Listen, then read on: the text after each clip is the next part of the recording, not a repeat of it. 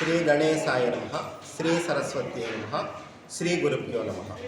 ఆత్మీయ భగవద్బంధువులారా, మనం ఈ రోజు నుండి వాకాడు గ్రామంలో ఉన్నటువంటి ఆనంద సాయిబాబా మందిరంలో సత్సంగ సప్తాహం చేసుకుంటున్నాం.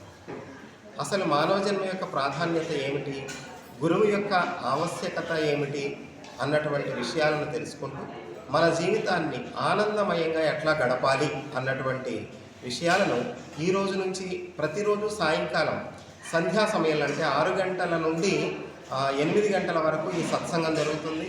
మేము ఏలూరు జిల్లా శ్రీక్షేత్ర శ్రీకామ్యపురంలోని శ్రీ దత్తాత్రేయ సిద్ధయంత్ర సహిత నవగురుమూర్తి సహిత నవదత్తక్షేత్ర శిలా పాదుకాపీఠం నుండి మేము వచ్చి ఉన్నాము. మరి ఈ వాకాడు పరిసర ప్రాంతాల వారందరూ కూడా వచ్చినట్లయితే మనమందరం కలిసి ఎన్నో ఆధ్యాత్మిక విషయాలు తెలుసుకుందాము.